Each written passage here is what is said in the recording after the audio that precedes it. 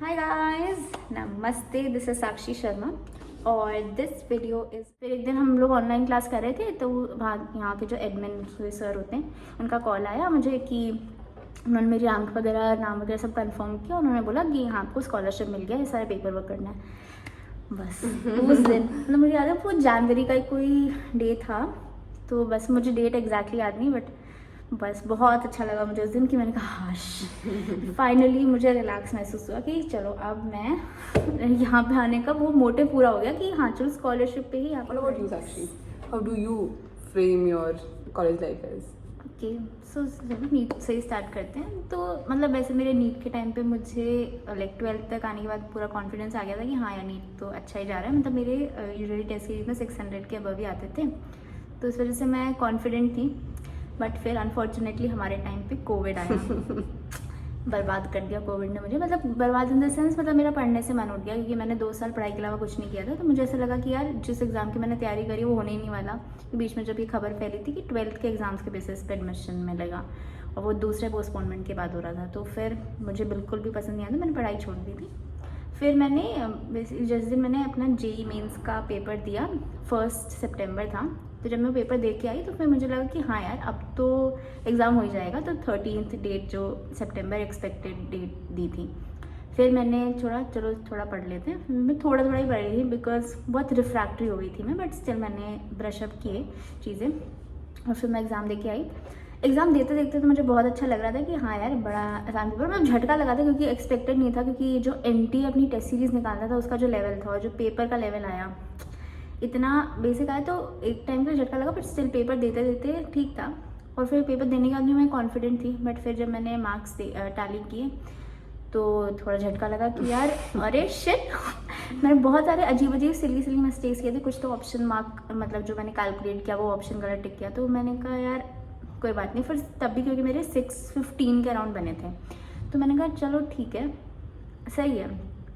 फिर जब वो उनके ऑफिशियल OMR आई मेरे 605 बन रहे थे, तो मैंने कहा यार बट स्टिल वो 600 के अबव था, तो फिर मैंने फिर भी अपने आप को संभाल के रखा था कि चलो कोई बात नहीं 600 के अबव है, सब बोल रहे गवर्नमेंट कॉलेज तो मिल ही जाएगा। तो मैंने कहा ठीक है चलो कोई बात नहीं। तभी मुझे बहुत लो हो गया था उस दिन जब रिज़ल्ट आया।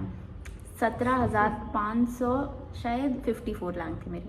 भाई साहब ख़त्म उस दिन तो मैं बता नहीं सकती। और सब लोग इतने खुश, क्योंकि सब लोगों ने नंबर देखा 605, और उस टाइम पे नंबर का ही वो था कि हाँ 600। तो किसी को उस टाइम ये समझ नहीं आ रहा था कि जो मुझे रियलाइज़ हो गया था कि 17,000 रैंक आई, मुझे कोई कॉलेज नहीं मिलने वाला। दिल्ली तो बहुत दूर की बात है।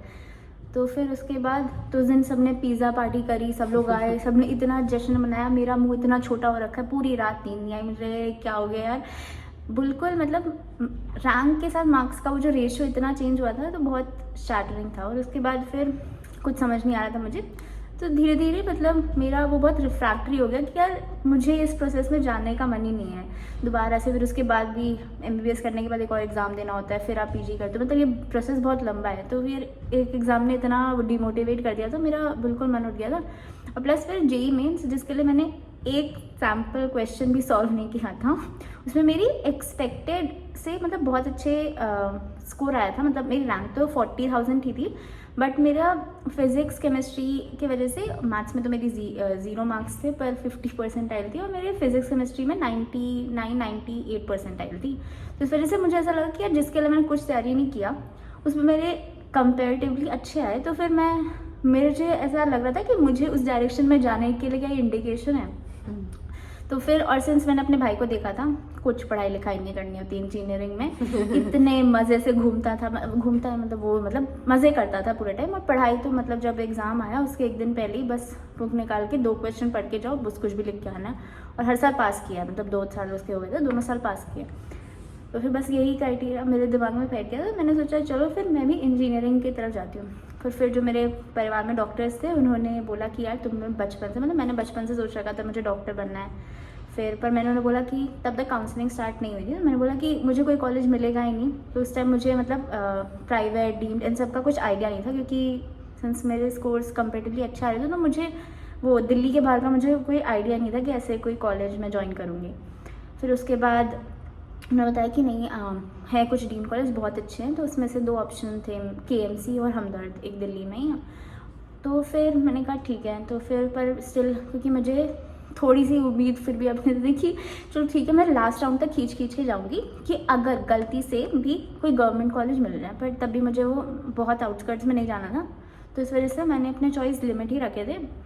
फिर जब लास्ट सेकेंड राउंड में भी कोई गवर्नमेंट का नहीं मिला, तो फिर मैंने कहा अब तो कुछ नहीं हो सकता मेरा। फिर मैंने सोचा चलो ठीक है, अब हम लोग वही KMC को एक ऑप्शन रखते हैं, बट स्टिल वो साउथ का कॉलेज था, तो फिर मुझे इतना ज़्यादा मन नहीं था वहाँ जाने का।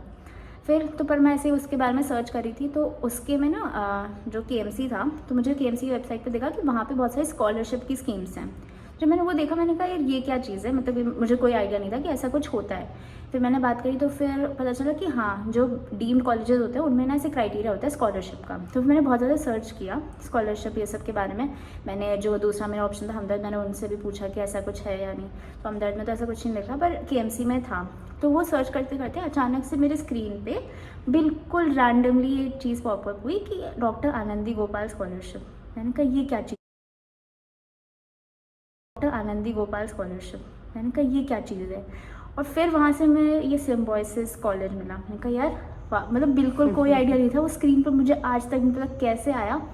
और फिर उसके बाद फिर मैंने बहुत ज़्यादा सर्च किया इसके बारे में, बट सिंस ये बिल्कुल नया कॉलेज से ज़्यादा कुछ मिला नहीं, बट स्टिल फिर मैं ये अपने सबको मैंने फैमिली मेम्बर सबको ये बताया कि ये कॉलेज है, यहाँ पे स्कॉलरशिप है, न्यू कॉलेज है, ये सब है, मतलब पूरा कंप्लीट 100% स्कॉलरशिप है, ऐसी ऐसी चीज़ें हैं। तो फिर मैंने बोला कि ठीक है मैं इसमें ट्राई करके देखती हूँ। और वैसे भी पुणे था तो मुझे ये मतलब शहर बेटर लगा।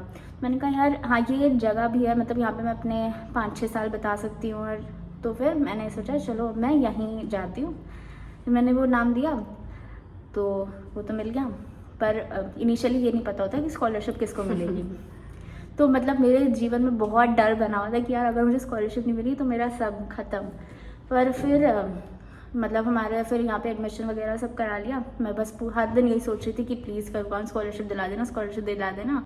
फिर एक दिन हम लोग ऑनलाइन क्लास कर रहे थे, तो वहाँ यहाँ के जो एडमिन सर होते हैं उनका कॉल आया मुझे कि उन्होंने मेरी रैंक वगैरह नाम वगैरह सब कंफर्म किया। उन्होंने बोला कि हाँ आपको स्कॉलरशिप मिल गया, ये सारा पेपर वर्क करना है। बस उस दिन मतलब मुझे याद है वो जनवरी का कोई डे था, तो बस मुझे डेट एग्जैक्टली याद नहीं, बट बस बहुत अच्छा लगा मुझे उस दिन कि मैंने कहा हाश फाइनली मुझे रिलैक्स महसूस हुआ कि चलो अब मैं यहाँ पे आने का वो मोटिव पूरा हो गया कि हाँ चलो स्कॉलरशिप पे ही यहाँ पे पढ़ाई होगी। तो फिर उसके बाद फिर